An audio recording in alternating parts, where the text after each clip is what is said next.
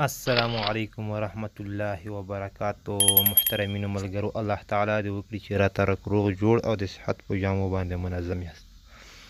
محترمینو، په نننۍ ویډیو کې به تاسو در وښیم څنګه کولی شو چې دنیا هر قسم کتاب وي، که هغه انګلیسي وي، که هغه عربي وي، که هغه چینایي وي، که هغه هندي وي، هر قسم کتاب وي هغه موږ تاسو پښتو ته ترانسلیټ یعنې ترجمه کړو. نو محترمینو، د دپاره د ګوګل شرکت یو ډیر پرمختللی سافټویر جوړ کړی دی چې د دغې په واسطه موږ تاسو کولی شو چې دغه ټول کتابونه پښتو ترجمه کړو. نو محترمینو، تاسو به په لومړیو کې د پلی سټور نه دا کوم اپلیکیشن چې دی دا به را ډاونلوډ کړئ. ډاونلوډ کولو طریقه یې به هم درته وښیم چې موږ تاسو به یو ځو پلی سټور ته او په پلی سټور په سارچ کې به لیکو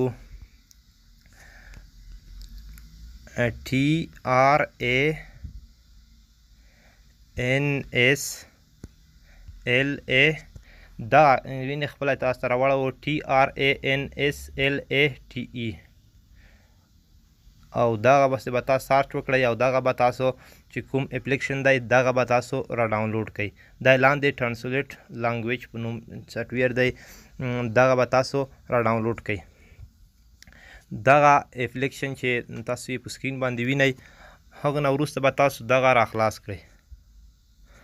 کله مو چې محترمینو دغه را خلاص کړو، دا څو طریقې لري. په لومړیو کې تاسو کولی شئ چې غږ هم پکې ترانسلیټ کړئ، یو کتاب ورته ووایئ او هغه تاسو ته په ترانسلیټ کړي، او دوهم تاسو د کامرې د لارې کتاب په پښتو ترجمه کولی شئ.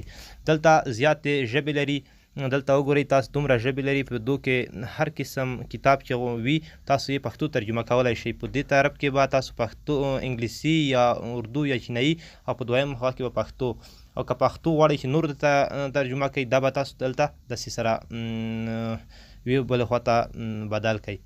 نو اوس زما سره انګلیسي کتاب دی، تاسو ته به یې زه ترانسلیټ یعنې ترجمه کړم.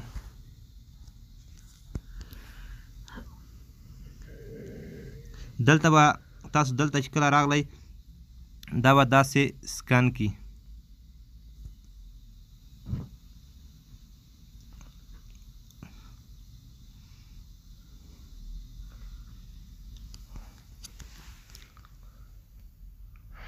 دلته چې کله دا رقم سکن شو، اوس به تاسو دغه داسې سپین کړئ، هلته ګوتې په واسطه باندې تاسو دا سپین کړئ.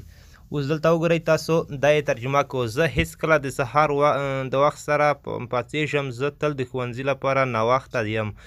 دا په تاسو ټول کتابونه په دوی قسم ټولې خبرې داسې، او د یوه ځای څخه چې تاسو کوم خط هم را کاپي کوئ هغه هم دلته چې پیسټ کوئ، په دوی طریقه سره یې تاسو پښتو ته ترجمه کولی شئ. او که تاسو غږ ورته راوړئ نو غږ هم پې کولی شئ. که کوم ځای کې سکرین شاټ عکس اخیستی وي تاسو به د دې خوا ته په امپورټ باندې کلیک وکړئ او د خپل ګالري کې چې کوم عکسونه اخیستی وي په کتابونو باندې هغه به تاسو پښتو ته د رقم ترجمه کولی شئ. نو محترمینو، که تاسو دغه زموږ ویډیو خوښ شوي د سره شیر یې کړئ، لایک ورکړئ، او داسې ښایسته ښایسته ویډیوګانو لپاره زموږ د یوټیوب چینل در سره سبسکرایب کړئ. نور مو وخت نه نیسم، ښه وخت یې چارې الله تعالی مو مل شه.